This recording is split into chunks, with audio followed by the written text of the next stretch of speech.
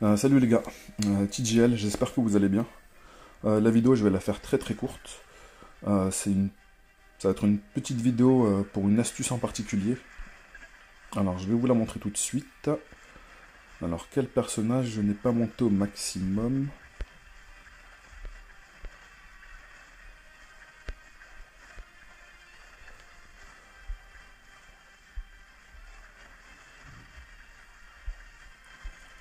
Alors... Rina. Rina, où es-tu?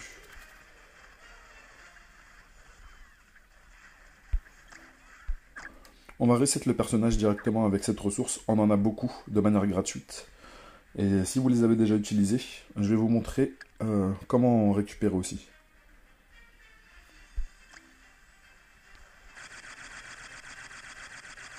On la monte directement au niveau maximum. Très bien. Très important, parce qu'on va la reset, mais avant de la reset, il faut absolument venir récupérer la récompense ici. On a récupéré 500 de ressources premium, 3% d'attaque. Ok.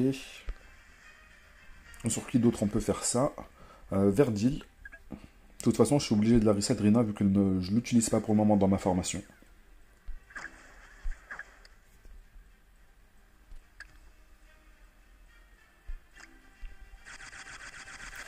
Ça, vous allez le répéter pour tous les personnages de votre box.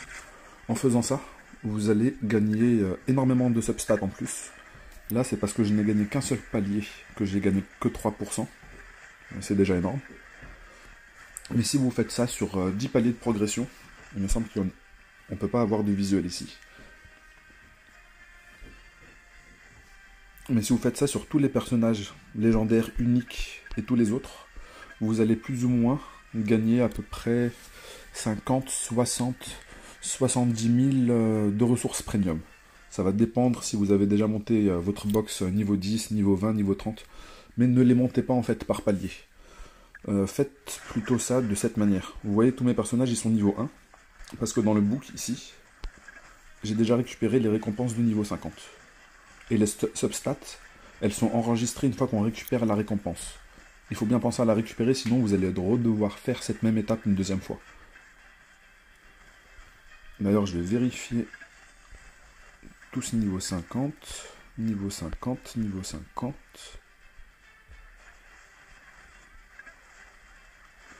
Les uniques, on peut les limit break et les monter au niveau 60. Ça va nous permettre de récupérer, on va dire, un autre palier de ressources premium en récompense. Et 4%, on va dire, pour 6 roues. Ça va être 4% de crit damage en plus.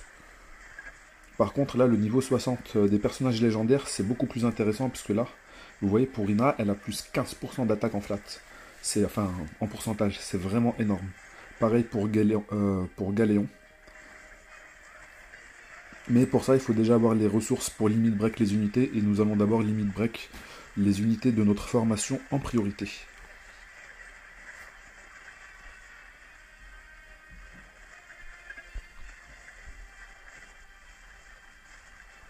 Je peux le faire aussi pour 6 voix.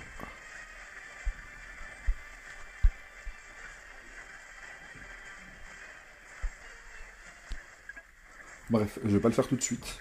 On n'est pas là pour ça. Je le ferai plus tard, ça. Je vais redonner l'X. Non, je vais pas le redonner tout de suite. Je vais l'utiliser sur d'autres Pokémon. Alors, j'ai économisé quelques ressources. On sait jamais. Peut-être que je vais avoir un proc. Deuxième petit conseil aussi. Certaines personnes me disent sur le Discord que c'est bon, ils arrêtent de pull sur la bannière, on va dire limitée. Je comprends, pour un souci d'économie. Si vous l'avez monté à 7 étoiles, Sabrina, oui, c'est plutôt logique.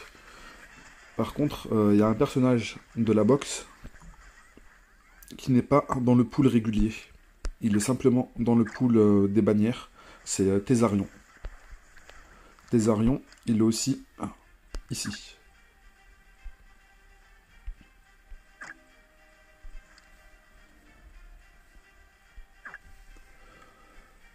Alors pour Sabrina, la mienne elle est simplement à 3 étoiles. Après je suis free to play, vraiment 100% free to play. Mais je vais continuer d'invoquer sur elle. Je préfère avoir un seul personnage 7 étoiles ou 8 étoiles plutôt qu'en avoir 4, 5 à 2, 3 étoiles en fait.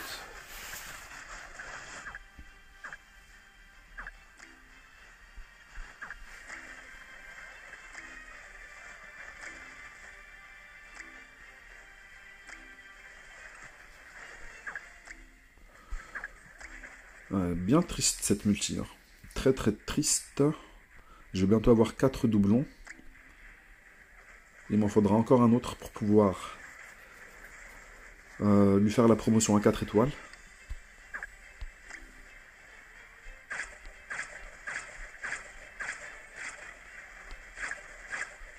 D'ailleurs, j'ai oublié de la limit break justement.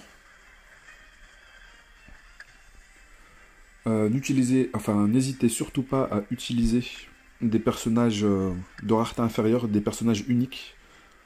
Juste par rapport aux étoiles qu'ils ont, ils ont bien plus de stats que des personnages qui ont une étoile, voire 2 étoiles.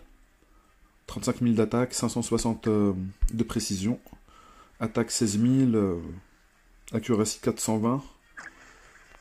Alors elle, je lui ai mis du crit.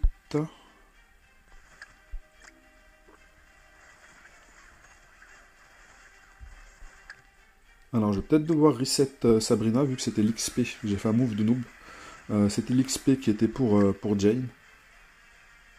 C'est pas grave. J'aurai juste à la reset.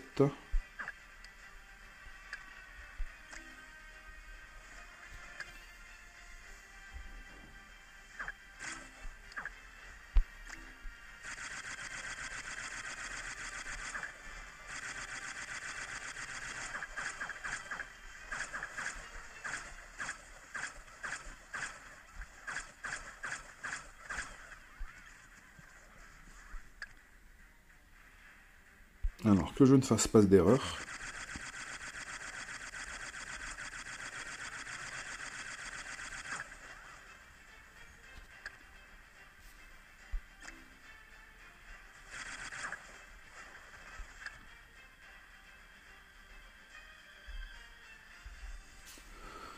Alors, est-ce que ça me serait plus utile de plutôt donner l'XP à Sabrina, parce que quand même, les statistiques qu'elle avait gagnées en plus m'avaient l'air d'être bien plus intéressantes.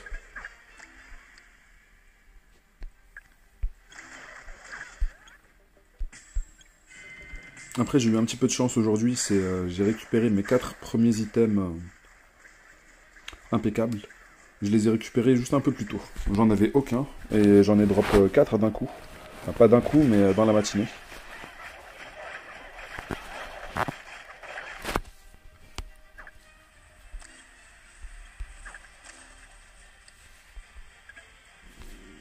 Alors, on sait jamais. Dommage. Vu qu'il y a quand même pas mal de familiers qui sont légendaires, ça nous permettrait de, si on arrive à en récupérer, ça nous permettrait de récupérer pas mal de stats en plus. J'apprécie beaucoup celui-là qui donne de la vitesse d'attaque en plus.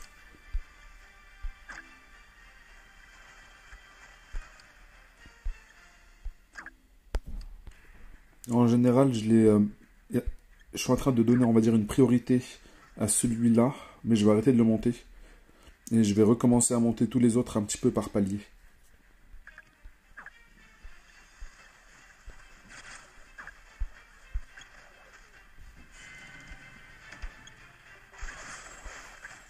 Alors, est-ce qu'il y a un autre élément que j'aurais voulu aborder? Peut-être ici, dans le temple du dragon. Évitez de dépenser trop de ressources à reroll certaines runes. Essayez plutôt d'abord de récupérer au maximum, de compléter au maximum d'abord tous les autres paliers. Et une fois qu'on a tout complété, on va s'amuser à chercher à récupérer de meilleures statistiques. Mais ne perdez pas de temps à trop reroll sur les constellations. Sur ce les gars, je vais mettre le lien du Discord.